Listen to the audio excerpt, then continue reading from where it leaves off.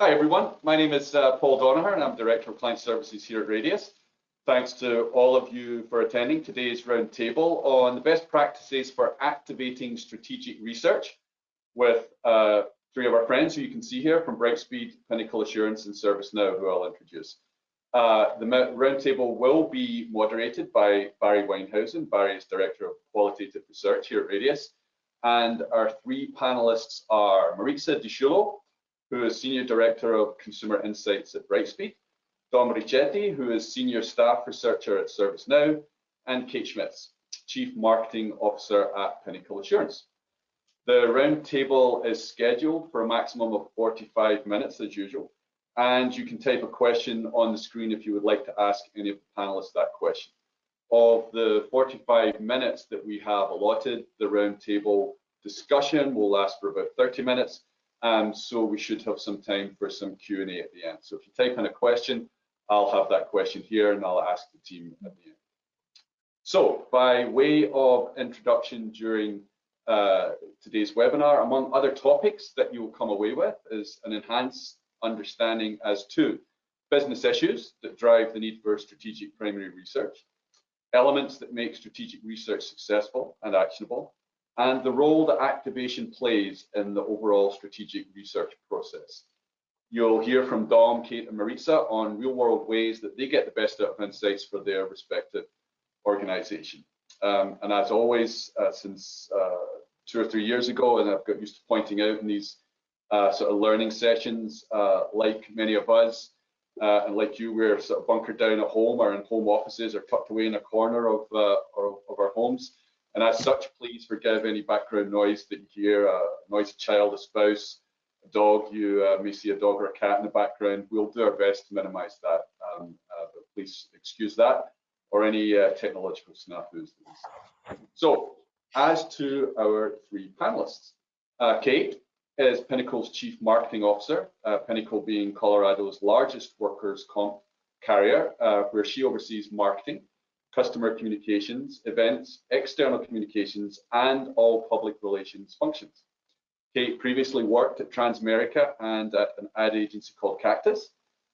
Kate believes very much in data and insights, that they are important components to a successful marketing and communication strategy, and is fully invested in Pinnacle's mission to lead a revolution in caring for Colorado. Kate recently relocated to Southern California, where I understand it's very cold today. She loves to ski and golf, has 3 kids, 2 cats, and a husband. So Maritza is responsible for consumer insights, market research, and data analytics for a very new brand in Brightspeed. Maritza will be building the new insights and analytics function to include primary research, CX tracking, competitive intelligence, and more. Prior to joining Brightspeed, Maritza has worked in a number of different sectors, including the financial services sector, and most recently in the mechanical contracting business, where she was Chief Marketing Officer for JED Mechanical Contractors. Maritza is based in Broomfield, Colorado, and has volunteered her time previously at the Annandale Volunteer Fire Department and currently at the Denver Animal Shelter. And you may see a couple of her pets in the picture as they make a guest appearance for Maritza.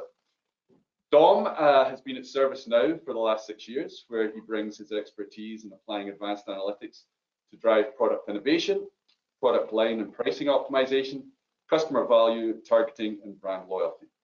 Dom has also had stints at Intuit and Microsoft, and for his sins, for a number of years, also worked here at Radius.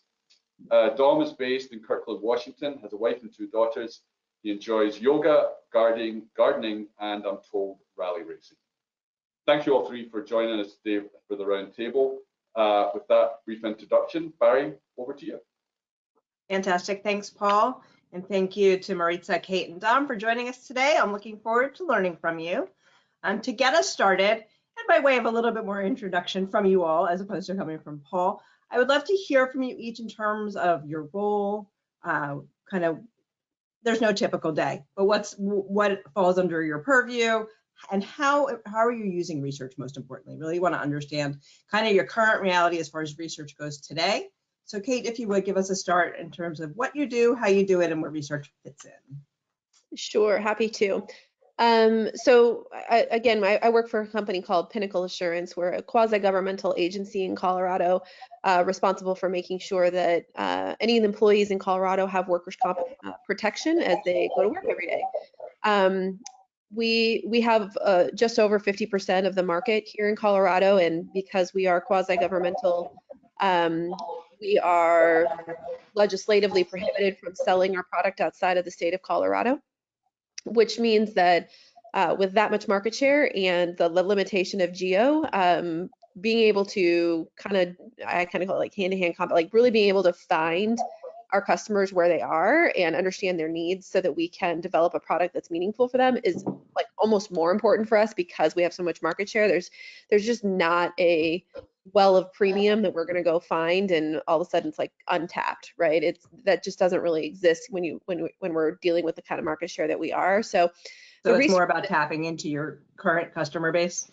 No, it's finding the customers that aren't our current gotcha. current customer base and understanding their needs, which are going to be unique or they would already be with us. So, we really leverage the research because we can't sell any other products. We can't really go back to our current customer base, just to answer your question, Bari. We use the research to really try to understand like those customers that we don't have, why don't we have them? And then taking those learnings and developing them into a message that we'll use through our normal marketing channels to put into market what's going to resonate, but also to help us understand where the opportunity is, so that as we start to add features to the product that we are allowed to sell in Colorado, are we adding those features that are going to be most meaningful and be able to increase our market share? So as we go through today, I think that's what you'll hear mostly from me is really how we use those research to like get at these smaller pockets of premium that we wouldn't get just through our normal channels. Fantastic, thank you, welcome. Dom, tell me a little bit about your perspective, what you're doing at ServiceNow and how you're using research. Sure, yeah, ServiceNow delivers enterprise cloud solutions. And we're primarily working on workflow and service delivery automation, IT service, customer service, HR service to employees, things like that, automating it and providing the platform and the software behind that. My role is I'm an insights architect and a research practices lead, and it's in a mixed user experience and product research team. So we work closely with product management and the development team and design, primarily on our product strategy, as well as refining our products, ongoing improvements, things like that, and making sure we're delivering value to the end users of those applications and services, and value to their business in return, what makes it valuable to their business. And definitely no typical day, Gary. Right. It's funny, you used to say that. Tell me about a typical day. Not anymore. Fantastic. And Maritza, tell me a little bit about your role and your research. Sure. Brightspeed is a brand new company which resulted out of the divestiture of about 20 states from CenturyLink. So some of you may have heard of CenturyLink. You may even be CenturyLink customers. But Brightspeed is the new entity that resulted when CenturyLink sold off a very large chunk of its assets. So we are a completely separate company right now, and it's kind of like being at a startup, and we have a lot of work that we have to do. I head the consumer insights team, which includes marketing research, customer experience analysis, competitive intelligence. So we're doing a lot of research around brand development, particularly around customer experience, trying to understand how to improve the customer experience and really make Brightspeed a very different company than our CenturyLink roots. Perfect, great. This is good context for the conversation that we'll be having. So Dom, I want to start with you, and I want you to share some of the recent strategic research you've conducted. I'm curious to understand kind of what prompted the research, like what was the business issue that was going on, why research, and a little bit about what made those recent initiatives strategic in nature. Okay, well, many times, like our next product improvements or concepts and features are easier to roadmap. It's more organic from where we are and things that we know we need to improve. But sometimes business units are really struggling with a product strategy, looking at like a 3-year roadmap about, what are some major decisions and how can they really innovate, expand from where they're at today in the marketplace. So those are the things that seem to drive the most strategic research. And, like an example is that we had major debates about how administration was being done for our many apps, because we have this platform with many apps on it, and each of them have some of their own administration. But we needed to investigate, well, how should that be distributed or consolidated? And so we did research to clarify that we should and how we should centralize these things into an admin center, because most of the teams that are doing the administrations, particularly the strategic people, are a few number of people that really need that. Perfect. And what would you say, like, as you've been conducting this research and onboarding it into your organization, how are things being received, perceived? Are they providing solutions that are actionable? Are people taking that and acting? What's happening with these research results? Yeah, that's a good question. Sometimes if you're doing like a usability or incremental improvements, it's very quick to see what the impact is, what we should do about it, and take action on it. But when you do something more strategic and longer term, it takes a little more activation, more communication to get it to sink in. May drive some major decisions, but it usually has a long-term ongoing impact to decisions further down the road. Can you give me an example?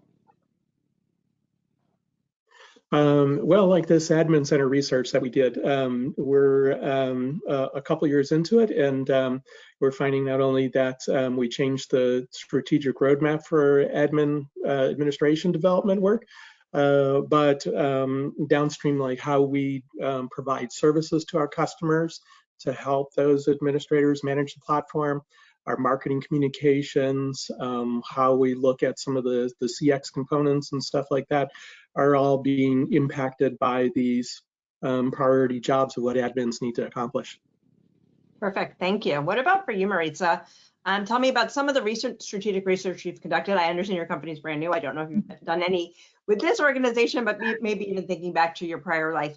And also not only what you've done, but sort of how it's been perceived, how it's been received, how it's been acted upon.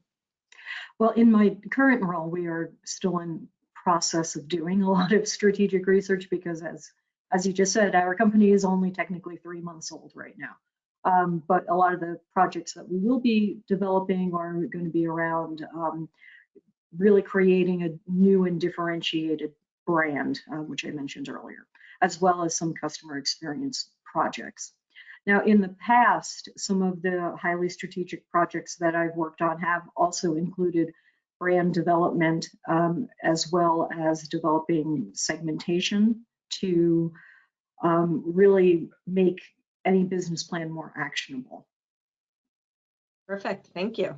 And Kay, what about for you? Some of the recent strategic work you've done, sort of if you could give a little context in terms of why you conducted research, what prompted it, what made it strategic.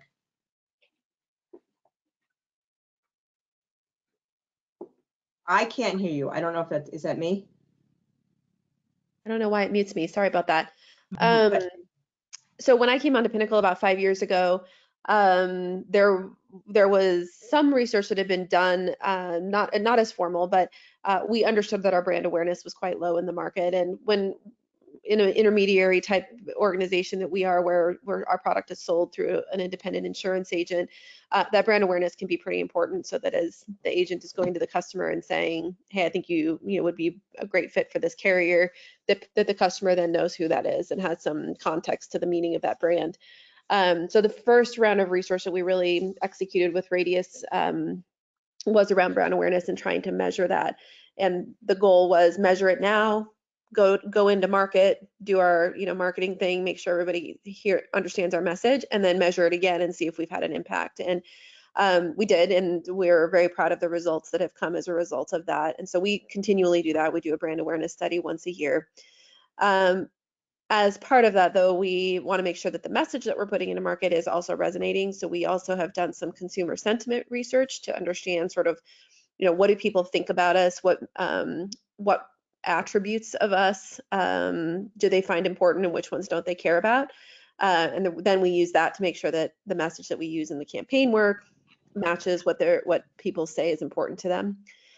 We've also done some segmentation work with over the years. I know we're going to talk a little bit more about this later today, but the segmentation work, super powerful, and something that helps us to really understand our various audiences, which we have multiple, and then to tailor a message to each of those. So that's been the biggest way we've used it, but we've also delivered those insights to our independent insurance agents that sell our product, so that they know when they're talking to a customer what's going to be most compelling or important to them. And then finally, the other piece of research that I'm excited about that we're actually just finishing now is a market sizing activity. So as I mentioned, with the level of market share that we have, it's pretty important that we understand, where do we go next? And so this research is helping us to understand what portion of the market is interested in what kind of product feature that we would be looking to do or to execute on next. And we'll actually end up using that research to understand acquisition targets for acquiring another company. So lots of different ways that we use research, but that's a few. And would you say that those few examples are pretty typical in terms of like how strategic research is conducted and how it's received? Or would you say that these examples you gave were more anomalous? I mean, in my last couple stops before my current role, I've used similar research in those spaces as well. I mean, I tend to be a pretty data-driven marketer, and so I want to make sure that before I make a move that I've got the data to support whatever it is I'm doing. And sometimes I can get that from third-party data, and other times I have to go do primary research to understand it. But I always try to make decisions based on what the research says. Perfect. So Don, let me come to you now, and I want you to think about kind of when you find the need for strategic research, right? So something's prompted the need, and you start planning for it. What are some of the best practices you have found in those early stages to ensure that you ultimately get what you need at the end? When you think about the project, the investment, the time, and so on, what are some of those early planning factors that ensure that you get what you need on the back end? Yeah, so some of these foundational projects, major foundational projects we do, what we're using is jobs to be done practice, and then doing segmentation of jobs and looking at the different users. We've done this for like admins that I was talking about, as well as developers, the service owners and service agents and things. And we're looking at doing like process analysts, business process management people next. So, we're working our way through different things. Different areas of the business functionality.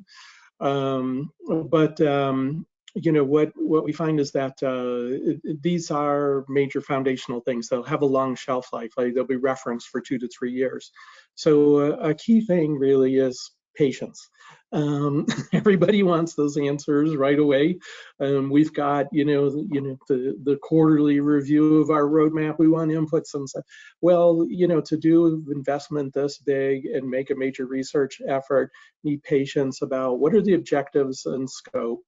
What is the coverage that we need when we look at this audience or this functional area of an enterprise in order to investigate what are those jobs, what are the outcomes and stuff that the business needs. And doing that right up front gives us much more impactful and enduring strategic result in the end. It also sounds like you're setting yourself up you're setting the expectations for success over a long time, as opposed to having folks thinking it's going to happen overnight, right?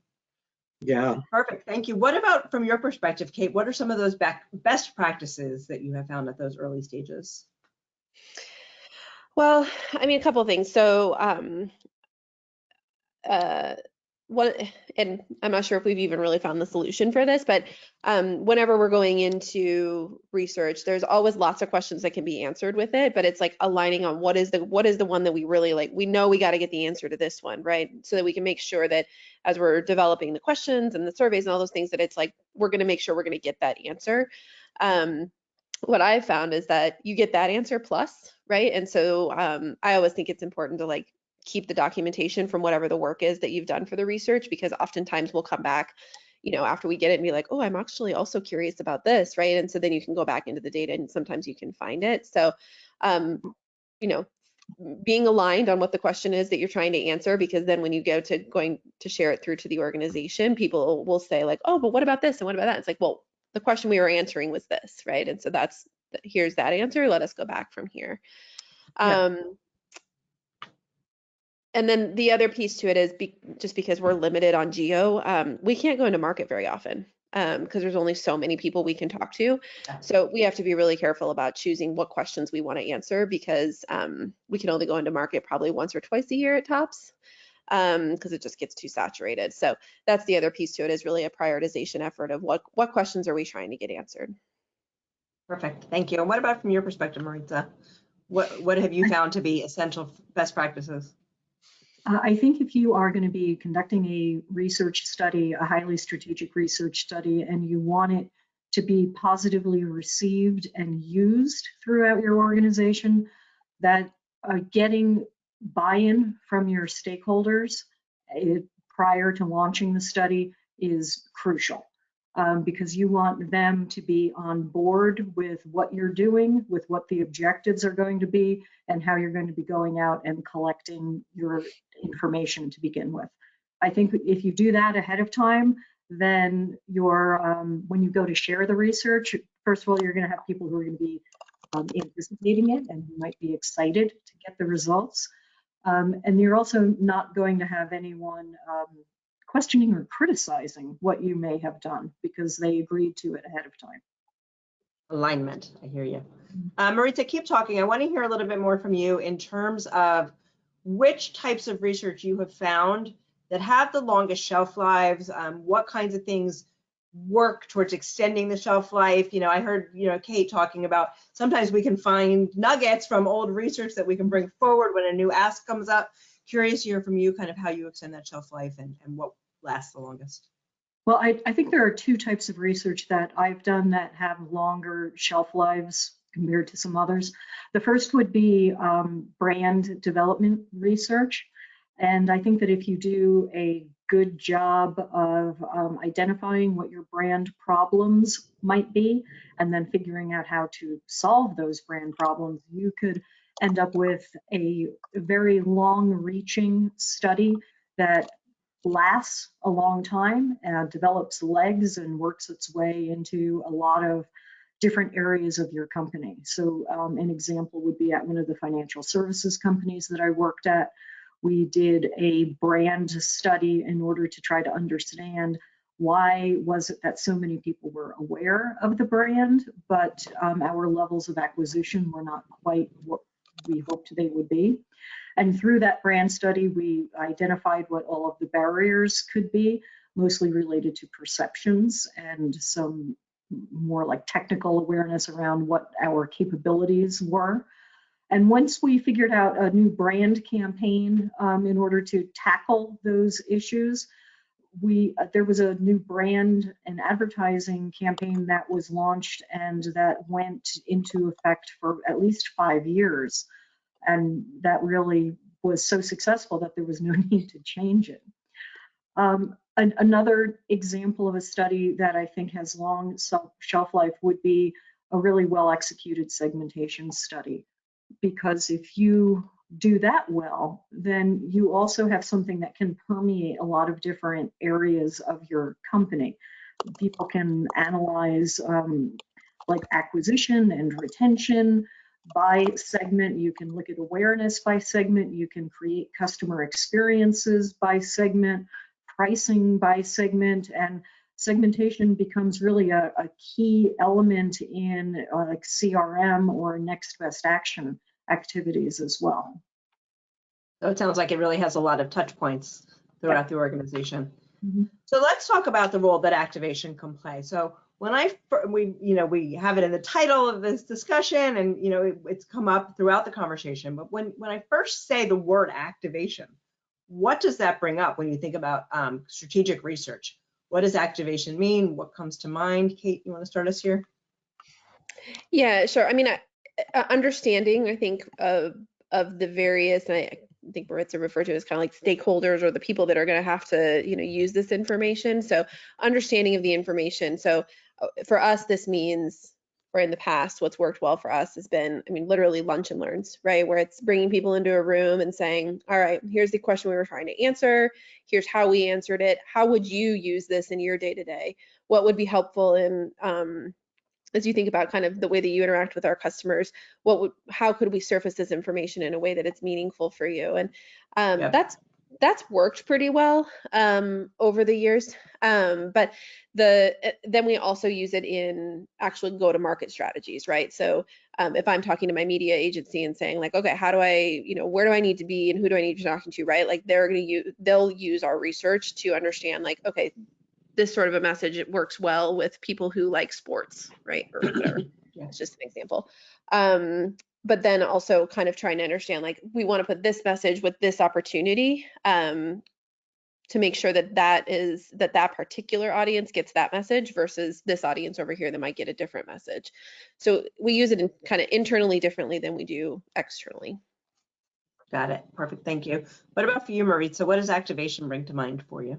When I think of activation, I think it's very closely aligned, if not synonymous, with actionability. So when I hear that term activation, I almost kind of think, how do we activate our clients to make this research actionable? So that would be how I think of activation. Great. And what about for you, Dom?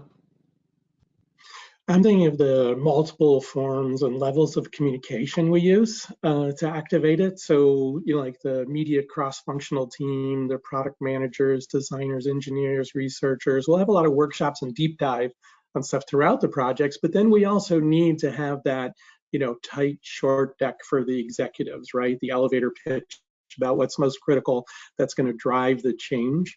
And we also do a lot of lunch and learns, webinars, and send out newsletters in the company to share it to a broader audience. So it's about having that, the right insights at the right level for the audience, that multiple forms and levels of communication. Yeah, that's interesting. Reaching different people different ways, right? Tell me, Dom, I want to kind of continue with you, the types of things that you do. And I'm starting to hear that, right? Really targeting, but what else in terms of things that you're doing to ensure that those research insights will be embraced to ensure the maximum effectiveness? Like you said, starting with, getting it to the right people, right? That's part of it. What else factors into making sure that it will be embraced and have as much effectiveness as possible? Yeah, what seems embraced most are those key slides, with the key visuals, infographics, or artifacts, as we call them, from a design perspective. It's those tools and ways that you can communicate the key point in a visual story format.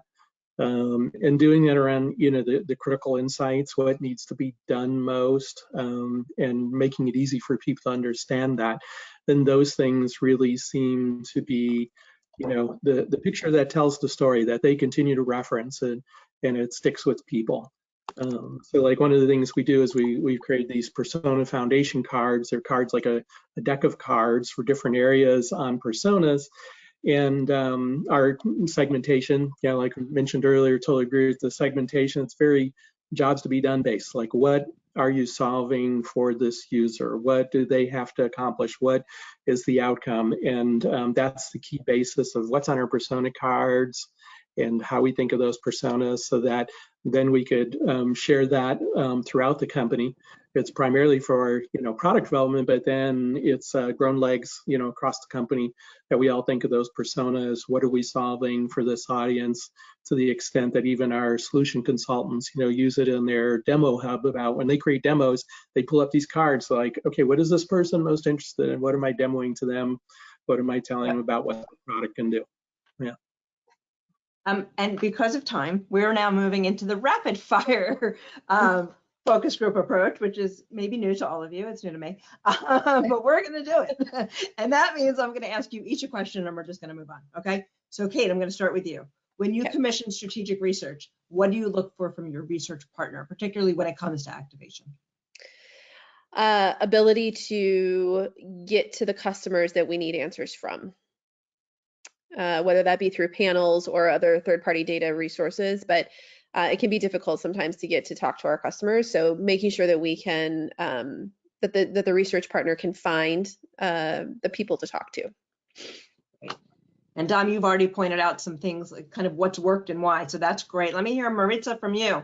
What would you say of the efforts that you have tried? What has worked for you? Kind of what's been the key to success? I think, first of all, like I mentioned earlier, getting that buy-in before you ever even launch a study, that already gets you 70% there. And I think after that, doing individual roadshows with teams who are actually going to be implementing the results of the research are very effective. That way you can actually answer direct and specific questions that might impact that particular team. You can also get your list of follow-up questions that they might have and go back to them with even more information. Great. Dom, do you have a good example of a situation where it maybe didn't go as well as kind of what Maritza's laying out? So I guess underlying these things, there's a lot of complex data, right? We're talking about segmentation, factor analysis, principal components of the jobs, and how do we think about themes and all that.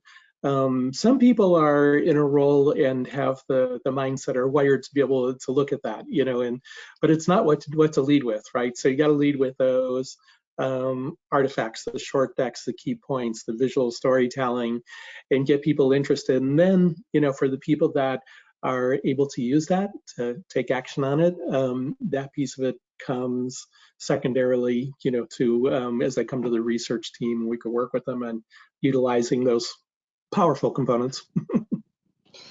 And again, it keeps coming back to, and I think it's just key, is it's making sure you understand who your target is, who you're working with, and what they need to make it happen. Tell me, Kate, from your perspective, what would the ideal activation, in the ideal, what would activation look like? If everything were as you wish, what would that look like?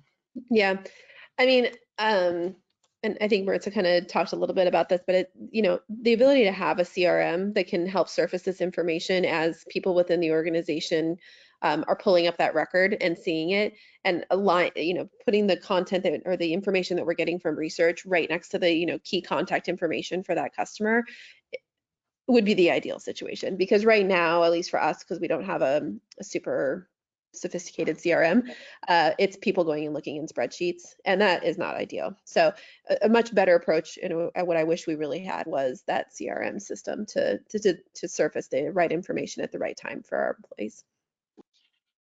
And what about for you, Maritza? What do you wish for when you think about the ideal?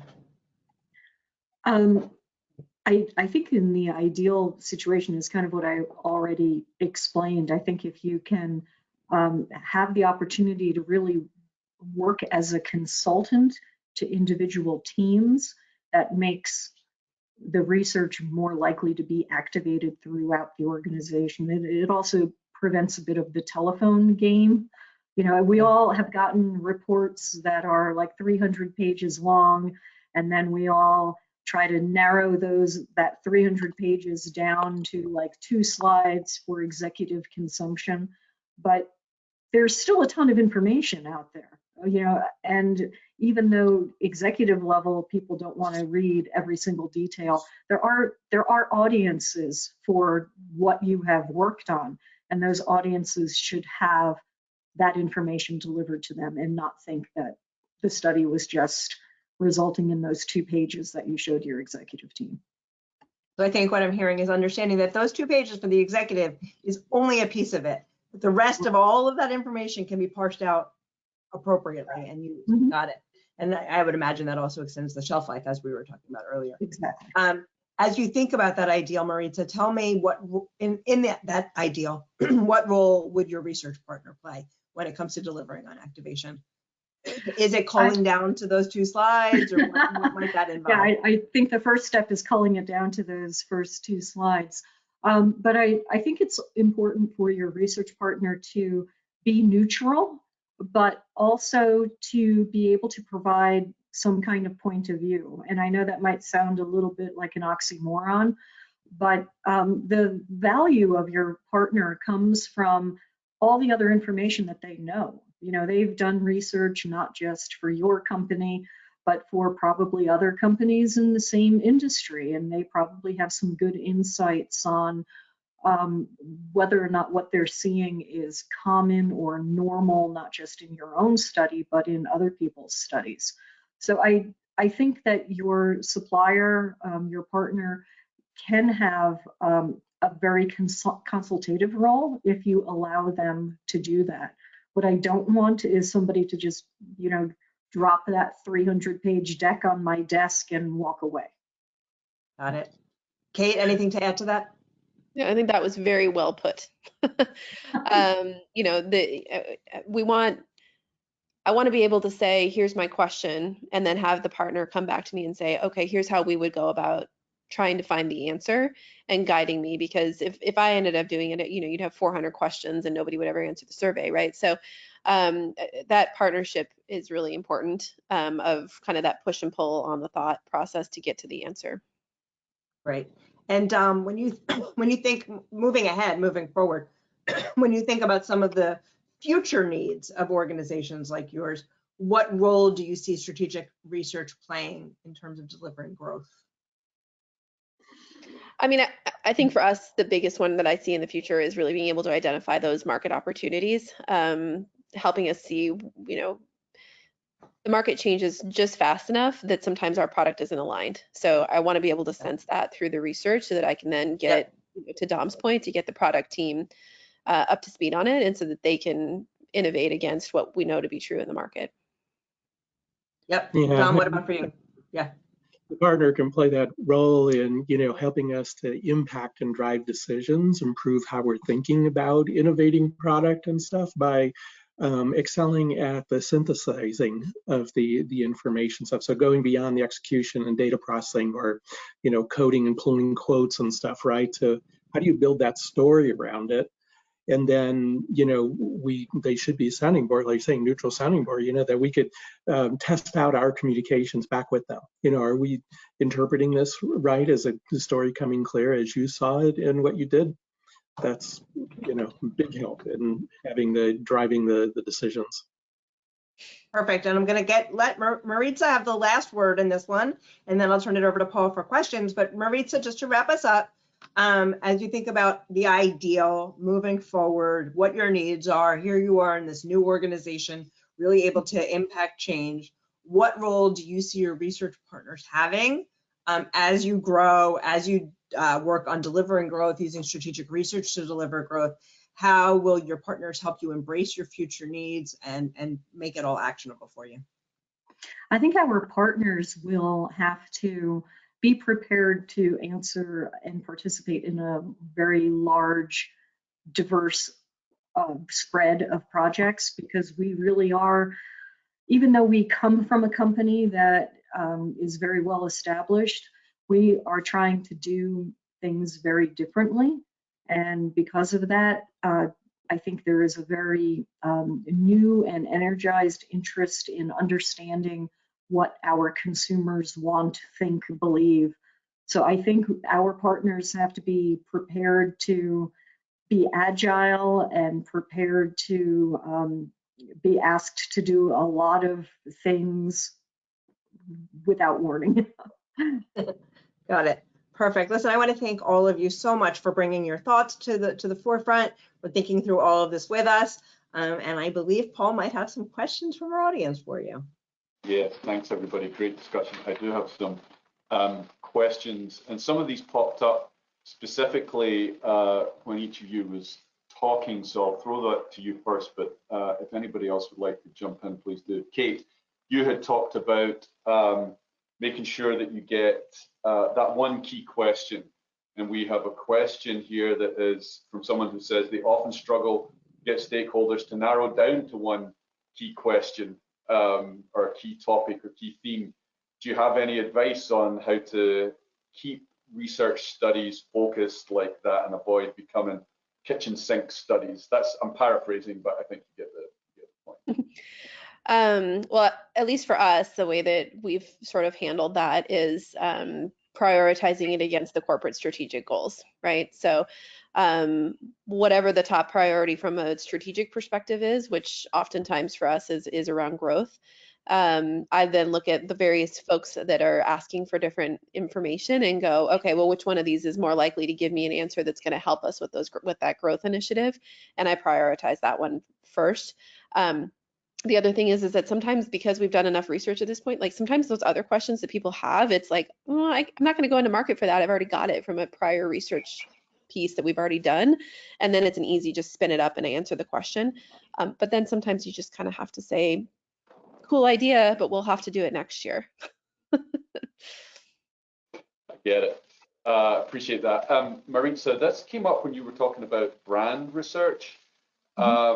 This question is, I love brand research. How do you have any best practices around sharing internally, especially related to barriers to the brand, especially when it can be hard news for the stakeholder, for leadership, but brand research, I think, that throws items up that may be difficult for the business to relate to or be suggesting a different approach. Do you have any experience or thoughts on that? That came up as you were discussing that, Maritza, but that's for you. If I understand the question correctly, it sounds like they might be saying, how do you tell people something they may not want to hear if it conflicts with what your current strategy is? And if I'm understanding the question properly, I think that's it. Yeah, I would say try to let the data do the talking for you, because you can't argue with the data. And when you're looking at brand, I always start brand studies by looking at like the brand awareness funnel and kind of try to identify within that funnel where is the blockage and where is the thing that you actually have to address most urgently. Like you could have a brand that has very high awareness, but when you go to the next level into that funnel, you find that they are aware of you, they are familiar with you, but their affinity for you or your consideration is unbelievably low. Well, then you have to look into your data to try to understand, why is it unbelievably low? Why are we losing half of our audience between familiarity and consideration? And within your study, you should have those reasons asked as questions within your study, which, you know, let the data do the talking, because then you can just tell somebody the reason they're not considering us is because they hate our brand. They hate us and they would never consider us. I think Kate, you talked about being a data-driven person. Go ahead, Don, please. That's good. So just, you know, trying to get them to narrow down what's more important to answer, and what Maritza's saying too. The other part about it is getting them to not only ask the questions, but give hypotheses up front, right? What are the possible outcomes of this question? What do you think different ways this might go? And then too, yeah, I love that, you know, you got to let the data do the talking. So then you show them the data, you know, based on those hypotheses, and what is this telling us? What do you think the answer is here? When they realize that, much easier to convince them to just come with that answer first sometimes. This one, I guess, is for, this didn't pop up at any particular time. We didn't necessarily talk about budgeting, but this one is around sort of our budgets are typically smaller than some of our research requests, particularly for strategic work. Do you have any suggestions or tactics for securing the budget that will do justice to the strategic research needs? I'll throw that open to anybody as the last question. I mean, I don't know if this is a great answer, but I'll say I earmark dollars at the beginning of the year and I protect it for research, because you think there's not going to be a question, but there always is. And it always pops up and you don't know when it's going to happen during the year. So I try to set aside dollars that can be protected just for research. Now, if you don't have those dollars to protect, then I think that becomes a little bit more challenging. But one thing that has worked for me in the past is to go to product, because sometimes they've got budget for research that I can be like, okay, maybe you could help support some of this research activity. That's worked in prior stops for me. Don't ask, you don't get, right? I think that if you are trying to go out and get dollars for research, especially for a strategic study, if it's the kind of study where you can kind of convert what you're going to get out of it into revenue for the business, Sure. I think it's a lot easier to justify the expense. And if I were to use brand, like a brand perception study, if you've done your brand tracking to begin with and you see that you have a 20% consideration rate, well, if you can show that we can do brand development research that will increase that 20% to 30%, well, what is the potential incremental amount of sales that we would get out of doing that? And is that worth the money that we're going to be spending on the brand research? Yeah, that's great. Activation. It's the I'm ROI also there. wondering if Kate, can you sort of make the case, because historically your research has been able to solve multiple business needs, like as they come up over time, does that give you more spending power? And that's the foundation, right? Like, because first couple of years it wasn't as easy to get to it, but then as people started to understand the value, it became a little easier to say like, okay, well, we know we can ask that question. I would also say that, and this took a couple of years to build, but from a sophistication standpoint, like, you know, when we're doing big strategic go-to-market type research, like, yes, we'll use a partner, but we also do internal research on our own through our Voice of the Customer program. So if it's a like pretty quick hit question, we can drop that into our normal kind of survey activity that goes into market, you know, continuously throughout the year. So it's sort of using both sides of it. But it took, you know, it took a few years to get to that level where we could have different avenues for doing it. Folks, just in the interest of time, that's 45 minutes, which we committed to. So I will draw a line under this. Thanks everybody for the questions that came up here. Apologies if I didn't get to them. Bari, thank you for your time. But most of all, Maritza, Kate, and Dom, thank you for your contributions. I felt that was a great discussion. We, Radius, will be back in the new year with a new set of webinars and roundtables. In the meantime, thank you everybody, and happy holidays. Bye-bye. Happy holidays. Thank you. Yeah. Bye. Thank you, everyone. Bye. Bye.